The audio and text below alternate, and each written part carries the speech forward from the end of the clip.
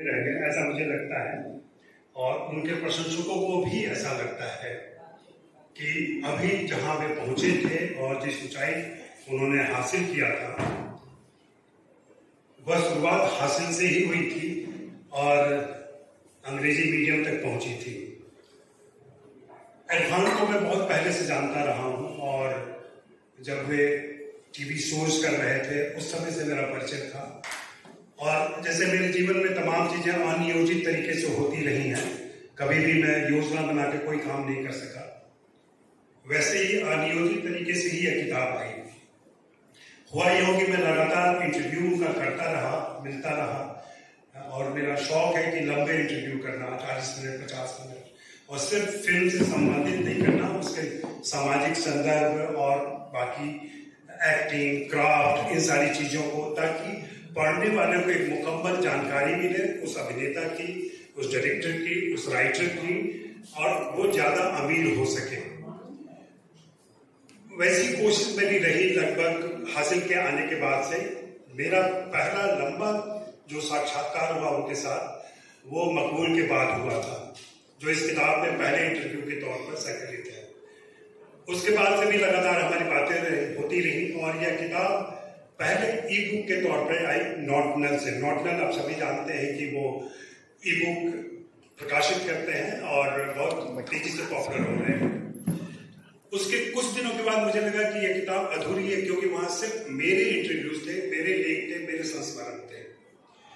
फिर मैंने उनके दोस्तों को पकड़ा, उनके बाल सखाओं को पकड़ा, उनके क्लासमेट्स को, उनके कुछ सहयोगी कलाकारों को, जिनमें अमिताभ बच्चन भी हैं, मनोज बाजपेयी हैं, उनके क्लासमेट में अशोक लोखंडे हैं, आलोक चटर्जी हैं, उनके बचपन के दोस्तों में हैदर अली हैं, रियाज खान हैं, साबिर खान हैं, ऐसे लोग, और उनके संस्मरण मैंने लिए, उनके हिस्से के इरफान को मैंने लिया।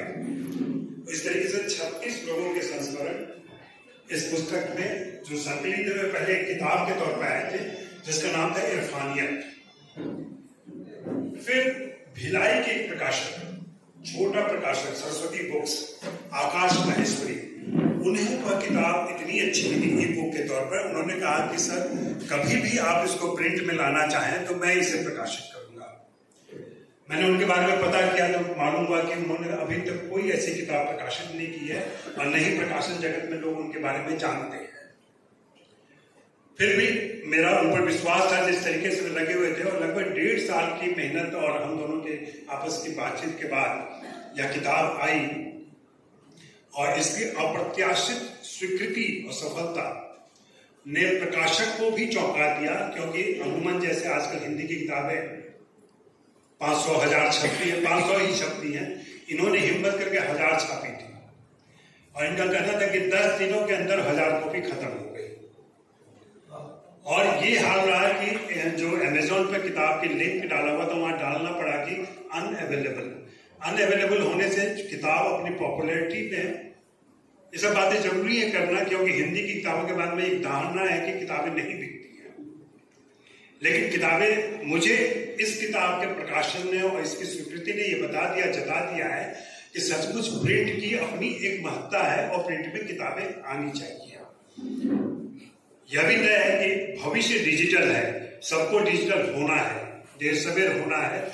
किताबों की महक, किताबों की खुशबू अपनी जगह है, इसलिए उसको महत्व देते हुए मैंने इस किताब को प्रकाशित किया। और प्रकाशित करने के बाद से जिस तरीके से सभी ने इसे स्वीकार किया और जो सकारात्मक टिप्पणी मिली रही है मुझे, उसने मुझे बहुत ही प्रोत्साहित किया है। और मैं आगे भी इसी शैली में कुछ और पुस्तकें करूंगा, जहां मेरे द्वारा किए गए इंटरव्यूज भी होंगे और उनके दोस्तों, मित्रों, परिचितों की टिप्पणियां भी होंगी, संस्मरण भी होंगे। मुझे लगता है कि सिनेमा पर बहुत कम लिखा जाता है। देवमणि जी ने बहुत सही कहा कि गॉसिप पत्रकारिता में हम सबकी रुचि रही है और बायोपिक में ज्यादा रुचि रही है हम सभी की। रेखा की बायोपिक आ गई, राजेश खन्ना की बायोपिक आ गई, लेकिन बायोपिक में आप देखिए एक चटपटे जो घटनाएं होती हैं उन पर ज्यादा लोगों का फोकस होता है। ऐसे एनेक्डोट्स हों, जहां प्रेम प्रसंग हो, जहां प्रेम का चक्कर हो, तलाक हो, अलग होना हो, उसमें ज्यादा लोगों की रुचि रहती है। मेरी कोशिश है कि हम कलाकार से बात करके उसके मुंह से उसकी जुबान में उसकी बात कहें, जहां पे क्राफ्ट की बात हो, जहां उसकी शैली की बात हो, जहां उसकी सोच की बात हो, और एक लेखक अपनी टिप्पणी से अपनी कहानी ना गढ़े, वह न गढ़े उनके, मैं संघर्ष कभी नहीं कहता, उसकी तैयारी को संघर्ष के तौर पर दिखाए कि फुटपाथ पर सोते थे, एक समय खाना खाते थे, फला प्रोड्यूसर ने धोखा दे दिया, फला प्रोड्यूसर ने ये किया।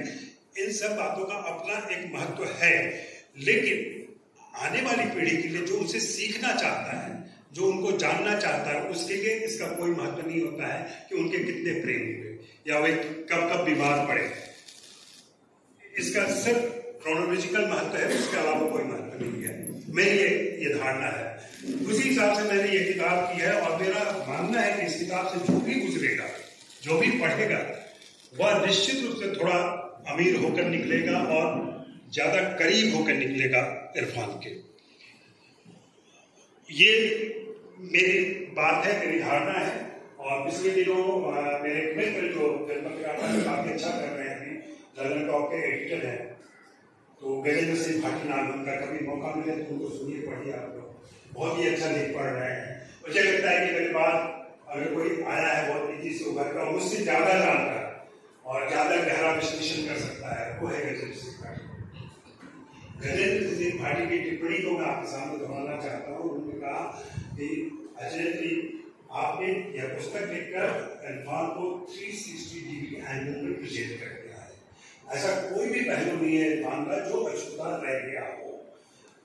तो मेरा मनोबल काफी बढ़ गया है और थोड़ा लोभ भी बढ़ गया है कि किताबें बिकती हैं, और किताबें बिकती हैं तो मुझे नागार्जुन की बात याद आ जाती है। बहुत पहले जब हम लोग छोटे कॉलेज के दिनों में थे तो नागार्जुन कहते थे कि जो किताब पॉपुलर होती है वो सुहागन हो जाती है। तो मेरी यह किताब सुहागन हो गई है और हर कोई इसे स्वीकार कर रहा है। बस इतनी बात है मेरे पास। शुक्रिया।